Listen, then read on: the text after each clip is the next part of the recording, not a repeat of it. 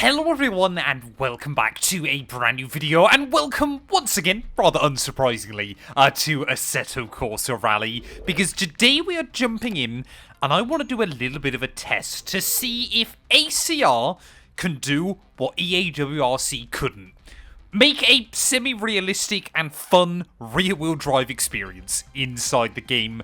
Yes, I know most of you that ever played EA WRC will remember that the rear-wheel drive cars, whether it was tarmac, whether it was gravel, anything else, were a handful, but a handful in kind of all of the wrong reasons, which is a little bit peculiar.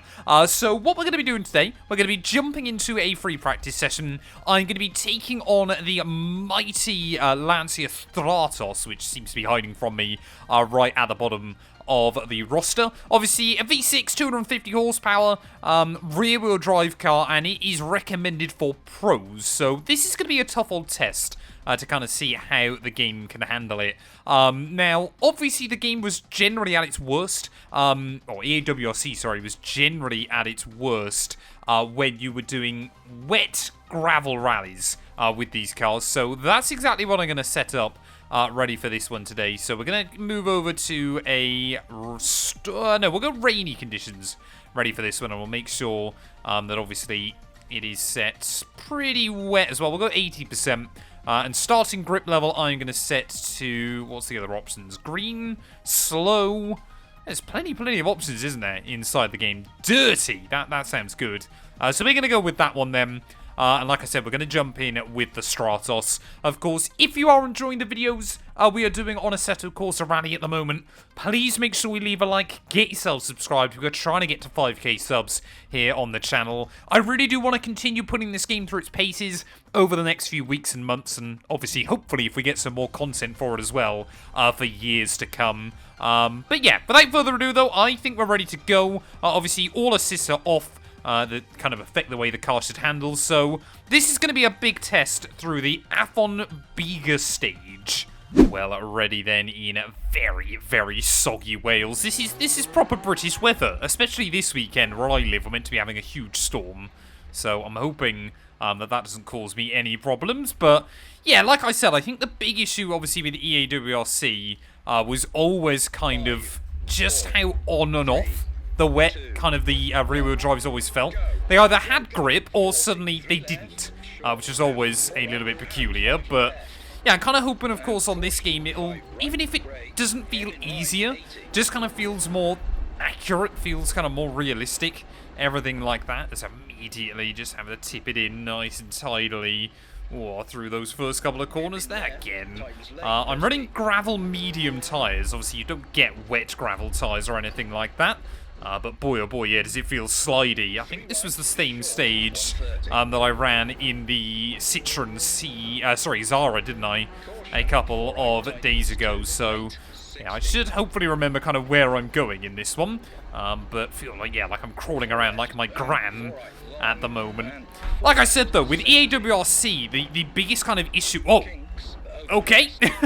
Yeah, the biggest kind of issue was obviously just the fact that, you know, most of the game was fairly forgiving in the grand scheme of things. It wasn't, you know, it certainly wasn't a sim like Assetto Corsa Rally is, you know, in kind of the same league or anything like that. But the problem was, of course, yeah, you jump into a rear-wheel drive car on that game, and it would kind of grip up, and then immediately completely break traction, and you'd have absolutely nothing. So it definitely immediately feels kind of a lot more gradual. I mean, it's a Lancia Stratos. This thing was known for being an absolute, just ridiculous car to try and drive. Obviously, mid-engine, Ferrari-powered. A Ferrari-powered rally car. Absolutely hilarious to say that out loud as well. But of course, yeah, it was known for obviously being very easy to over-rotate and everything like that. And I just remember, obviously, everything on EA WRC kind of handled like how you would expect the Stratos to. So, I mean, you can definitely see, obviously, it kind of... It wants to break free still. It wants to try and get away from underneath you. But it definitely kind of feels more realistic in that sense, until, obviously, you throw it over a bump, and, yeah, you look at that immediately. Immediately, it's going to try and you know, the back's just going to overtake the front. It's going to try and pivot round. Of course, an incredibly short wheelbase on these cars as well made them pretty obviously nippy and, you know, willing to kind of rotate around and change, as you can just see there. I mean, just getting so much understeer, not a lot of weight on this car to try and keep it down as well, but definitely, you know, it's these kind of experiences that will hopefully make us a little bit better inside this game. As through the hairpin, probably should have used that handbrake there as we just climb up onto the embankment ever so slightly, but I mean, you can hear just how much the car is trying to break free underneath you. Wheel spin everywhere, of course, no traction control, no ABS to try and keep it in check. But it does feel, you know, you very much, you know, I feel like I'm having to underdrive it for the most part, and even then, you're still seeing, obviously, quite a lot of mistakes coming out of me. But, yeah, I think the game so far has obviously received pretty good reception for the most part. I think a lot of people, you know, some of the comments I've been reading from you guys have been saying you're enjoying the game, everything like that. Which is obviously really, really good to see. I think, you know, they've kind of hit the ground running. Obviously, I recorded a lot of videos before the general public release, so although obviously, yeah, myself and other content creators really, really enjoyed it, definitely, obviously, it's, you know, more about the public perception, isn't it, at the end of the day. That's exactly what I'm talking about. That moment just back there, if that was EA WRC, the car would have gone. And even if you were off the throttle, even if you were braking and turning the other way, the car would still have just gone off in that direction. So definitely there is a bit more kind of savability for it. You do have to underdrive it though a little bit more, of course, otherwise it is just gonna break free. You know, this car in these conditions, you know, even way back when, you probably weren't going to be putting it right on the ragged limit, were you? It was going to be more about trying to get to the end of that stage as well. But yeah, like I said, I think obviously the big thing now, of course, is already we're kind of yearning for more stages, aren't we, inside this game? Yearning for obviously more content that we could jump in with. And well, as I mentioned, of course, I will be diving in with anything that does release. That's exactly the same mistake as I made in the Citroen, wasn't it? Don't know why that corner keeps throwing me out so much, as I think I might be stuck. What do I want? I want that one, don't I? That's my respawn button.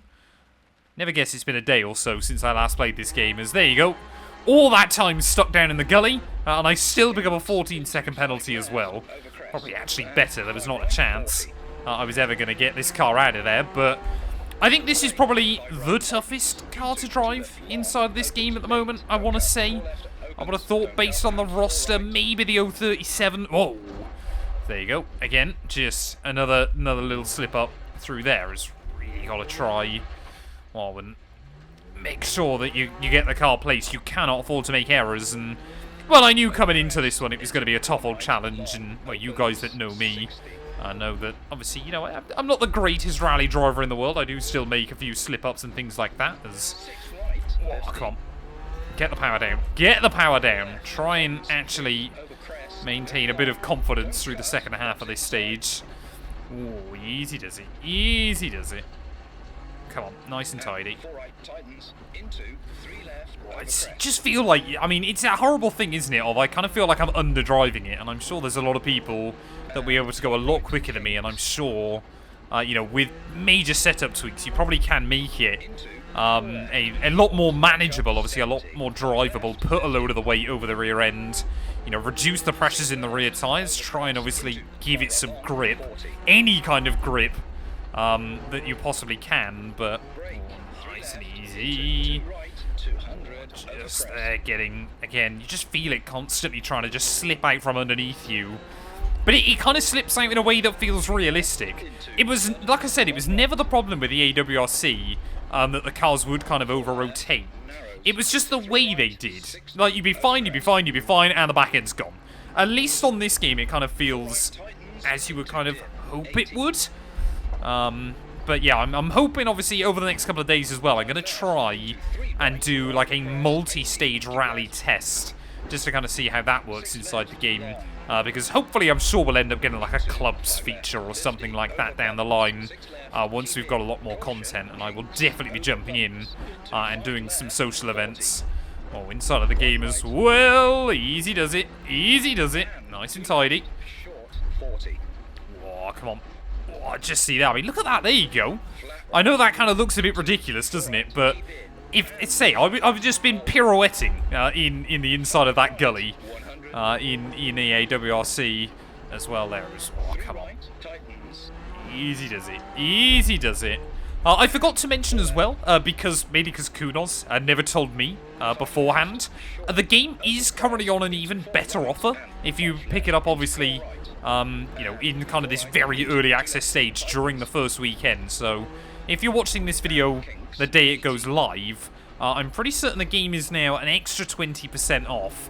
Plus, if you own Assetto Corsa Evo, it's even cheaper than that, because obviously Steam does their complete your collection and get a discount as well. So I think you can pick it up in the UK for like £17 at the moment.